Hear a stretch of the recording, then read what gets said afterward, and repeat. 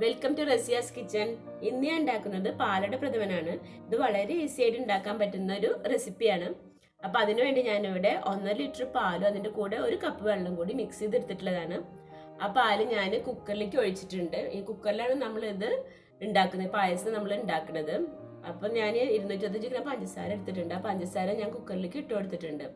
ഇനി നമുക്കത് പഞ്ചസാര ഒന്ന് ഇളക്കിയതിന് ശേഷം നമുക്ക് ഫ്ലെയിം ഓൺ ചെയ്യാം.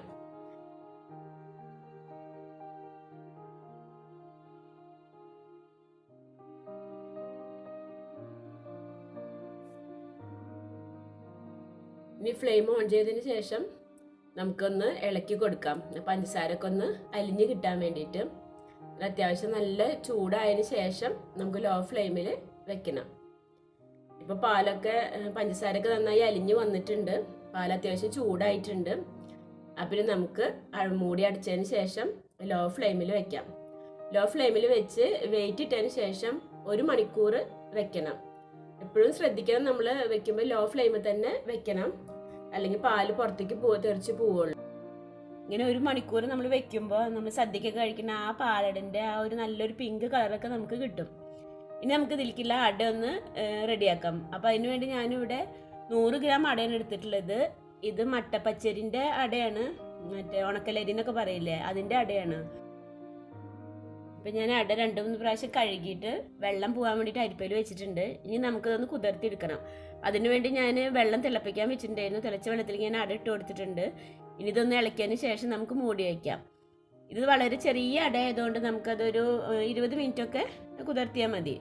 അടൻ്റെ വലുപ്പത്തിനനുസരിച്ച് ടൈം കൂട്ടാം കേട്ടോ. കുറച്ചും വലിയ അടയാണെന്നുണ്ടെങ്കിൽ ഒരു അരമണിക്കൂറൊക്കെ വെക്കാം.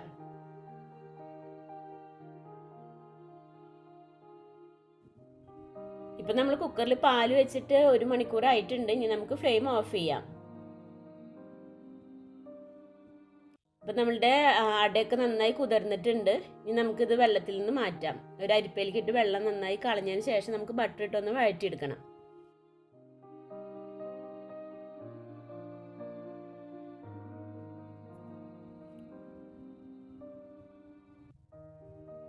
ഞാൻ അട അരിപ്പയിലേക്ക് ഇട്ടിട്ടുണ്ട്.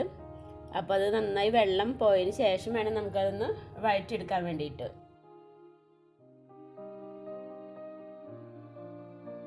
ഇപ്പോൾ അടയിലത്തെ വെള്ളമൊക്കെ നന്നായി വറ്റിയിട്ടുണ്ടെങ്കിൽ നമുക്ക് ബട്ടറിലൊന്ന് വഴറ്റിയെടുക്കാം. അപ്പോൾ അതിന് വേണ്ടിയിട്ട് ഞാനൊരു പാൻ അടുപ്പത്ത് വെച്ചിട്ടുണ്ട്. പാൻ ചൂടായിട്ടുണ്ട്, അതിലേക്ക് ബട്ടർ ഇട്ട് കൊടുക്കുന്നുണ്ട്. 1 ടേബിൾ സ്പൂൺ ബട്ടറാണ് ഞാൻ ഇട്ട് കൊടുക്കുന്നത്. ഈ ബട്ടർ ഞാൻ വീട്ടിലുണ്ടാക്കിയിട്ടുള്ളതാണ്. ഈ ബട്ടറിൻ്റെ ഉണ്ടാക്കുന്നതിൻ്റെ ലിങ്ക് ഞാൻ ഡിസ്ക്രിപ്ഷനിൽ കൊടുക്കുന്നുണ്ട്. ഇനി നമുക്ക് ഒരു 5 മിനിറ്റ് നന്നായി വഴറ്റിയെടുക്കാം.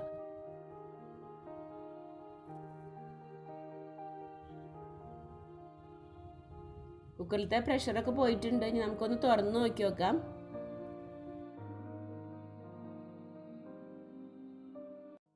ഇനി നമുക്ക് ഒന്ന് ഇളക്കി നോക്കി നോക്കാം. പാലിന് കട്ടി വന്നിട്ടുണ്ടാവില്ല. ഇനി നമ്മൾ അട ഇട്ട് ഒന്ന് വേവിക്കുമല്ലോ, വെന്ത് വരുമ്പോൾ പാലിന് ആ ഒരു കട്ടിയൊക്കെ കിട്ടും.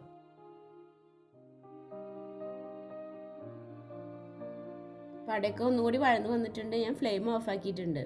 ഇനി പാല് നന്നായി ഒന്ന് ചൂടായതിന് ശേഷം വേണം നമുക്ക് അട ഇട്ട് കൊടുക്കാൻ. അപ്പം ഇനി നമുക്ക് ഫ്ലെയിം ഓൺ ചെയ്യാം. പാലൊരു നന്നായി ചൂടായി കഴിഞ്ഞാൽ നമുക്ക് അട ഇട്ട് കൊടുക്കാം. പാലൊക്കെ ചൂടായിട്ടുണ്ട്. ഇനി നമുക്ക് അട മുഴുവനും അതിലേക്ക് ഇട്ട് കൊടുക്കാം. അട ഇട്ട് ഒരു 10 മിനിറ്റ് 10 തൊട്ട് ഒരു 15 മിനിറ്റ് വരെ നമുക്കൊന്ന് ഒരു മീഡിയം ഫ്ലെയിമിൽ വെച്ചൊന്ന് വേവിച്ചെടുക്കാം. തിളച്ച് കഴിഞ്ഞാൽ ഫ്ലെയിം കുറയ്ക്കണം കേട്ടോ. ഒരു മീഡിയം ഫ്ലെയിമിൽ വെച്ചിട്ട് നമുക്കൊന്ന് വേവിച്ചെടുക്കാം. ഇത് നല്ല ടേസ്റ്റുള്ള പായസമാണ്. ഇങ്ങനെ പാലട ഉണ്ടാക്കാത്തവരുണ്ടെങ്കിൽ ഒന്ന് ഉണ്ടാക്കി നോക്കണം കേട്ടോ. നമ്മൾ അധികം ബുദ്ധിമുട്ടൊന്നും ഇല്ലാതെ, മറ്റേത് പാല് വറ്റിച്ചിട്ടൊക്കെ വേണമല്ലോ നമുക്ക് അട ഉണ്ടാക്കണമെങ്കിൽ. ഇതിപ്പോൾ അങ്ങനെ പാല് വറ്റിച്ച് അങ്ങനെ ബുദ്ധിമുട്ടൊന്നും ഇല്ലാതെ ഉണ്ടാക്കാൻ പറ്റുന്ന ഒരു റെസിപ്പിയാണ്. ഇപ്പോൾ അടയൊക്കെ നന്നായി വെന്ത് വന്നിട്ടുണ്ട്, അത്യാവശ്യത്തിനുള്ള കട്ടിയുമായിട്ടുണ്ട്. ഇനി നമുക്ക് ഫ്ലെയിം ഓഫ് ചെയ്യാം. ഇനി ഇത് ചൂടാറിക്കഴിഞ്ഞാൽ ആ ഒരു പാകത്തിനുള്ള പാലടൻ്റെ ആ ഒരു കട്ടിയായി കിട്ടും. ഇപ്പോൾ പാലടയൊക്കെ നന്നായി ചൂടാറിയിട്ടുണ്ട്. ഇനി നമുക്കിത് സെർവ് ചെയ്യാം.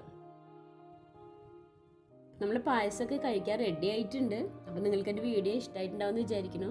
ഇഷ്ടമായിട്ടുണ്ടെങ്കിൽ ഫാമിലിക്കും ഫ്രണ്ട്സിനൊക്കെ ഒന്ന് ഷെയർ ചെയ്യുക.